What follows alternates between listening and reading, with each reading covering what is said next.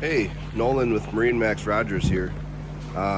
Sitting in a Harris pontoon. It's a 210 cruiser, and I'm just going to go over a couple of the features on this boat that I really like.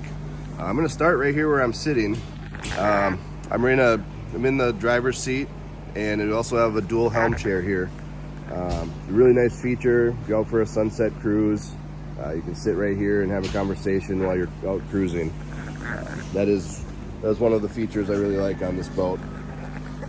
The second thing is this 21-foot boat. You've got the safety rails come all the way back to the back. You got chains, you've got fender holders. But what I really like about this is it extends the usable portion of this boat all the way back to the motor. So you can hang out back here while you're underway cruising. As long as those chains are closed, you're perfectly safe and able to hang out back here.